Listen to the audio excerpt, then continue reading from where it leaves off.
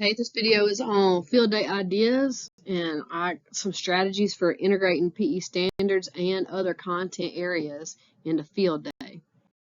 I am Megan McCraney, wrapping up my 12th year teaching at a 3rd through 5th grade school in Middle Georgia.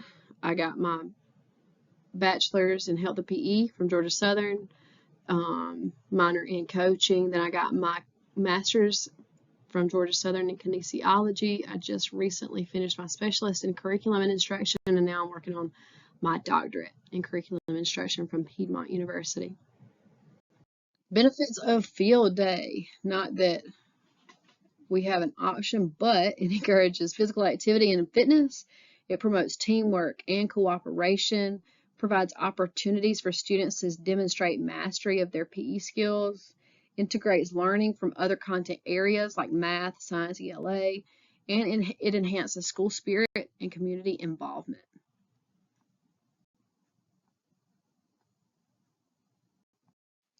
Field day prep. What's your objectives? Define the goals for field day. So what do you want them to do? Are we working on fitness, teamwork, skill demonstration?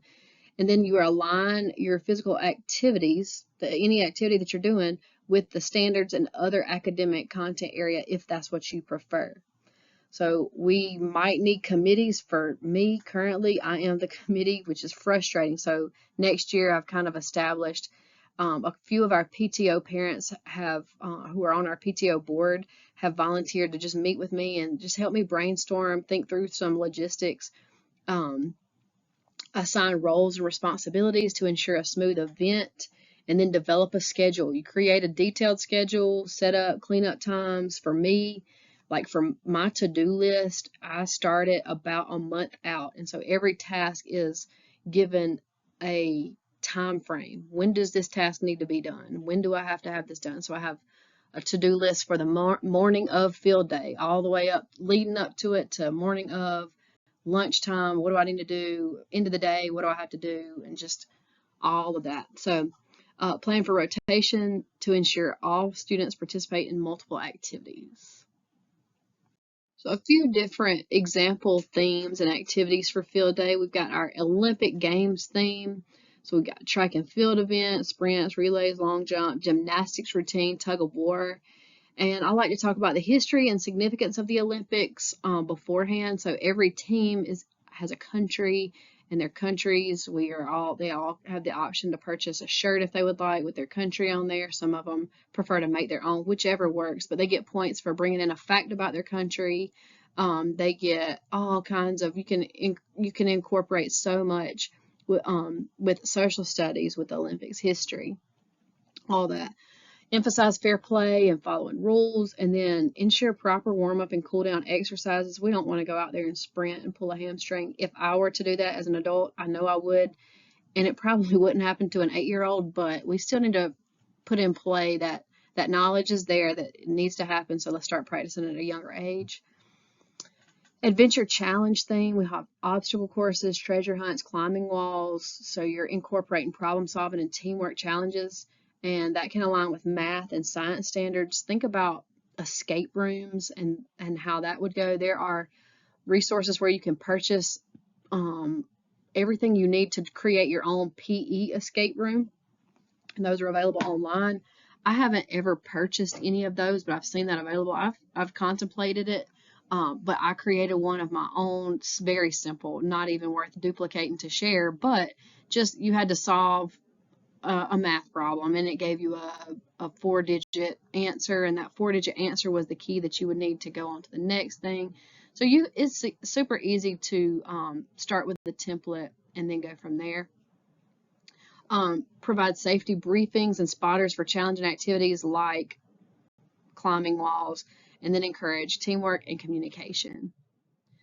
For Fitness Frenzy theme, you got circuit training stations, jump rope challenges, dance sessions, all kind of connecting health topics with physical activity and the benefits of that. You can monitor student exertion levels so we don't overexert them, and promote positive encouragement and support.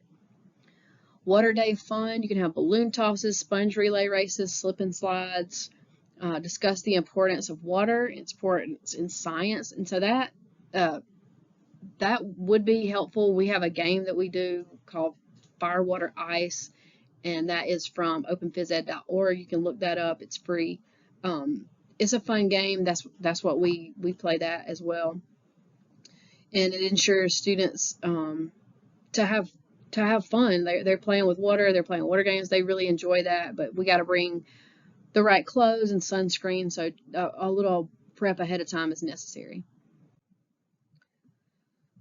For organizing and setting up your stations, just plan on, for me, it's usually a month before, but just know what you're going to be doing.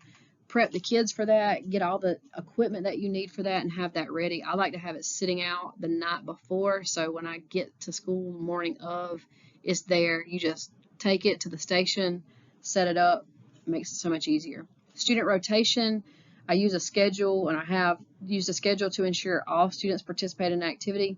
But this year I had a second field, and that field did not have a rotation. You could rotate as you wanted there, and I think a lot of our kids enjoyed that. You can assign group leaders or volunteers to help guide your transitions. Instruction and support. I provide clear instructions and demonstrate what to do well ahead of time. We have practiced what to do at field day in PE, and then at each station, the volunteer will know what to look for and what it should look like. Management strategies. So when I'm establishing the clear rules and expectations, my students know this before the event happens. Like I said, we're practicing anything that we need to be doing, any skill, any game, any relay they've done before. This is just the competition day. So how to do it is already done, but using visual aids and reminders are necessary for some of mine still. So I do have those visual aids, and I have posters of reminders all over the campus. Effective transition, sometimes we use a whistle or an air horn outside. Sometimes it is just simply when I tell my group to rotate, everybody else sees the rotation and goes. Active supervision, you may want to be monitoring everything instead of setting up at one station. I typically set up at tug of war and then rotate when I finish that. If I can, rotate to all different areas, address issues promptly, and then having student leaders to help is crucial, like letting the students see that if you see something wrong, you say something, because you don't want to get injured by somebody else doing something silly. So if you see something, you say something. To integrate other content areas for math, I use activities that involve distance, keeping score, timing, but I also include challenges that require them to calculate and to problem solve. We build a hula hut relay. So we build it. That's the easy part. Then I need you to pick it up, take it maybe 10 steps away, and then bring it back. So that involves some problem solving, teamwork. For science, incorporate lessons on the physics of movements, biology of exercise, importance of hydration and nutrition. I know that sounds like a lot for 3rd through 5th, but when we talk about the physics of movement as it pertains to tug of war, and then I show tug of war for professional, like adult teams, it makes all the difference in the world. Now these kids who usually just go out there and have fun, now they won't have to have strategy behind it. So that's pretty cool to see. ELA, we always write a reflection on their experience, not necessarily a report, but I want to know what they like most and what they would change, if anything, and that helps me for the following year. But it also integrates reading and vocabulary related to what they've done and some sportsmanship. For assessing student data, not that that's necessary for field day, but we can use our checklist to track off what we need, if we need that, if anything. Students can reflect on their performance, so they can tell me whether or not they threw the ball correctly or followed the rules correctly, and they can also assess peers as well. For protocols and procedures for safety, we always going to review all the rules that we need for whatever activity we're doing, given proper equipment, make sure it's used correctly. And then sportsmanship, we got to model and reinforce those positive behaviors so that we can have a supportive, inclusive environment. For recruiting volunteers and community involvement, particularly for me, we feed into 1 to 2, maybe 3 middle schools, and then those middle schools feed into 2 high schools. The high school that's closest to us is a feeder school, maybe less than a mile away. But I reach out to that high school, and they have one club that is for community support, just anything that they can do to help the community. Community service is a Chick-fil-A program, leadership program, I believe, but I get all of that club, and then the JROTC comes, and they also help. They need to have community service hours, so that is extremely helpful to have those students there. The only thing is their dismissal time in elementaries is a little different, so I have to give a buffer at the end of the day where I don't need as many volunteers.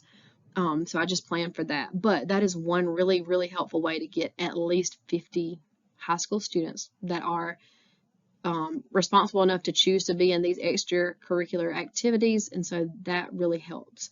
For community involvement, I partner with local businesses and organizations, and sometimes they'll just purchase waters or Gatorades or lunch for the volunteers. So just reaching out and inviting community members to attend and participate.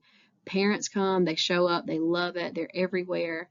And then I promote all of this with social media and school newsletters. Field day formats, I do a traditional field day. I stopped doing competitive when everybody got a participation ribbon, so that saves a lot of money. Not every child gets a ribbon, but everybody gets to play, and you get to have fun, and you're outside, and whoever adult you want there is, if you want your parents to come, they're invited. If you want your grandparents, whoever, siblings, they all come. So it's very fun. We rotate, use a schedule. There may be some times where we have competitions. That's also fun. And then in the past, I've done my Olympics theme. But for the most part, we just do a traditional station set up with different activities at all the different areas. And I am Megan McCraney. This is my email address. If you have any questions, if you want to see anything that I've done, my schedule for any of the years or any of those specific things that you want to see, just reach out. I will be glad to share anything with you. Thank you.